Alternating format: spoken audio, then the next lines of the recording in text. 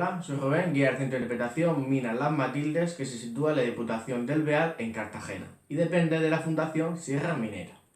Desde el Centro de Interpretación queremos dar a conocer los diferentes tipos de público, la sierra minera y cómo se ha ido transformando a lo largo de los siglos, especialmente en el siglo XIX y XX, que son los dos siglos de mayor actividad de la minería en la zona. De los numerosos aspectos que hablaremos en el Centro de Interpretación, vamos a destacar el aspecto social, de cómo vivían los mineros y cómo desarrollaban los empresarios su vida. Los trabajadores mineros vivían hacinados en pequeñas viviendas sin las condiciones higiénicas necesarias y sin la indumentaria necesaria para trabajar dentro de la mina, además de una alimentación bastante deficitaria para trabajar más de 12 horas que echaban en la mina. Sin embargo, los empresarios mineros vivían en grandes mansiones que hoy en día son bastante destacables, se pueden apreciar a simple vista, como por ejemplo en el municipio de La Unión, que tenemos la casa de Camilo Aguirre, la casa del Piñón, que es la sede del actual ayuntamiento. Tenemos en Roche lo que sería Huerto Pío, que es la mansión de Pío Bandosel. Y también tenemos en Portmán la Casa Grande, que pertenecía a Miguel Zapata, más conocido como el Tío Lobo. De hecho, este empresario minero no pagaba en metálico a sus trabajadores, sino que pagaba en vales que se canjeaban en tiendas que pertenecían al propio empresario, por lo que el negocio sin duda era redondo y todo el dinero quedaba para él. La figura de Miguel Zapata es una figura bastante interesante y curiosa en la zona, que seguro que si la mencionáis por la zona de Cartagena, La Unión, todo el mundo, o casi todo el mundo, y si es gente mayor, seguro la conocerá.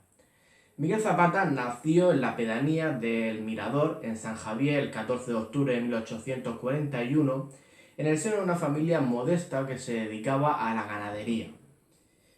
Fue justamente en este momento cuando Miguel Zapata se gana el apodo del Tío Lobo, ya que una noche una serie de lobos atacaron a su ganado y, según cuentan, él solo se enfrentó a esos lobos, llegando a matar a uno de ellos y colgar en la Casa Grande, en la entrada, uno de los cráneos de los lobos que llegó a matar.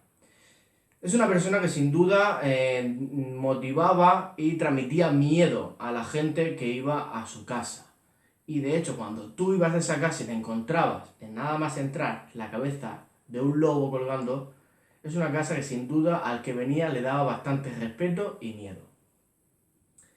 Miguel Zapata poco después se va a trasladar al Llano del Beal, donde va a crear un ventorrillo, que es donde iban los arrieros, que eran los que llevaban los animales, los que ayudaban a transportar el mineral por tracción animal. Y se les servía pues dos bebidas típicas de la zona, como era por ejemplo la láguena y el reparo, dos bebidas bastante típicas mineros que a día de hoy en muchos sitios se siguen sirviendo. Miguel Zapata se casó muy joven con la pilareña de Pilar de la Horadada, Juana Hernández, de tan solo 17 años. Él se casó con 21. Y de ese matrimonio salieron 5 hijos, que son Trinidad, Miguel, Joaquín, Visitación y Obdulia. 5 hijos que sin duda es una estirpe bastante amplia para que el apellido Zapata sin duda estuviese asegurado. Pero algo sucedió. Una maldición cayó sobre la figura de Miguel Zapata, ya que sus hijos fueron muriendo poco a poco, incluida su mujer, y él mismo fue testigo de cómo toda su familia se iba desvaneciendo. La primera en morir fue su hija Trinidad, con tan solo 22 meses de edad. Posteriormente le seguiría su hijo Joaquín, con 21 años. Y una de las mayores desgracias fue que muriera su hijo Miguel, su segundo hijo varón y ya el único que quedaba vivo. Falleció con 33 años, el que iba a heredar, iba a transmitir a sus descendientes el apellido Zapata. Ya solo le quedaban 2 hijas, Visitación y Obdulia. Pero la desgracia una vez más se ciñe sobre los Zapata y Visitación también muere, y solo quedará Obdulia. Los 2 nombres de estas 2 mujeres que os acabo de mencionar al final son destacables por el siguiente aspecto. Miguel Zapata va a tomar confianza y va a tener una fuerte relación con José Maestre Pérez. En un principio era un médico de la zona que va a entrar en aspectos políticos y se va a meter en los negocios de su suegro Miguel Zapata. Suegro porque en un principio José Maestre se va a casar con Visitación, pero al fallecer ella se casará con Obdulia. Mucha gente puede pensar que esto era por interés y lo demás. No son por intereses, que sí es verdad que José Maestre estaba interesado en los negocios de su suegro, pero más que por interés era por el hecho de que José Maestre ya estaba metido en política. O sea que José Maestre ya había sido gobernador del Banco de España, había sido ministro con Alfonso XIII, sin duda era una persona bastante reputada, reconocida y que tenía bastante prestigio en la sociedad. Y sin duda Miguel Zapata al principio no, pero después estaba bastante encantado con él. De hecho, José Maestre llegó a tener bastante descendencia con Obdulia.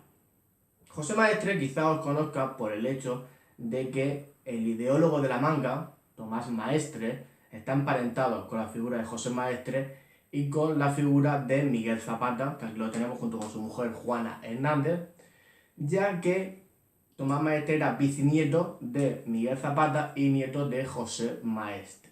O sea que de ahí viene el ideólogo de la manga, ese apellido tan conocido. También es destacar la figura de Miguel Zapata. En el año 1890 creó la Maquinista de Levante, una industria mecánica y siderometalúrgica muy conocida en la zona. Ya que si van, por ejemplo, a la mina Las Matildes, se van a dar cuenta de que, porque el guía seguramente se lo dirá encantado, que parte de la maquinaria eléctrica y el castillete que hay en la mina están hechos en la Maquinista de Levante, una empresa que posteriormente heredaría José Maestre a la muerte de Miguel Zapata. O sea que a pesar de que la maldición que se ciñó sobre los Zapata hizo que lo dejaran sin herederos varones, sin duda José Maestre cogió el testigo y se quedó con la herencia de Miguel Zapata. Miguel Zapata, que vio morir a sus hijos en el año 1916, decidió retirarse a San Javier para pasar sus últimos días. Abandonó su casa grande, esa mansión que se puede ver en Portmán, que fue restaurada posteriormente por Víctor Bel. Pues ya cuando Miguel Zapata se traslada a San Javier, 2 años después, el 16 de julio de 1918, el día de la Virgen del Carmen, va a fallecer a los 77 años de edad y su tumba descansa en el cementerio de dicho municipio, totalmente abandonada, en la que, como bien dice Juan Ramón Lucas en su obra La maldición de la Casa Grande, ya nadie pone flores en su tumba y ya nadie se acuerda de él.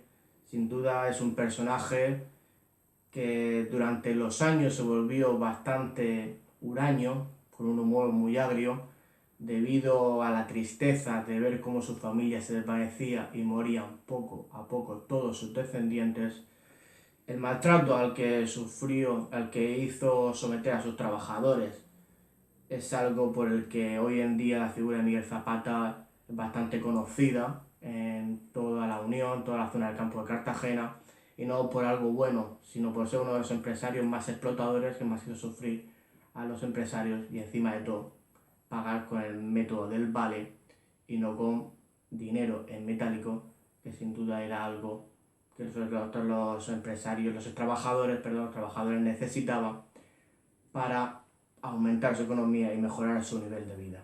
Sin duda es una figura que todo el mundo conoce y desde luego es muy interesante y merece la pena conocer. Muchas gracias.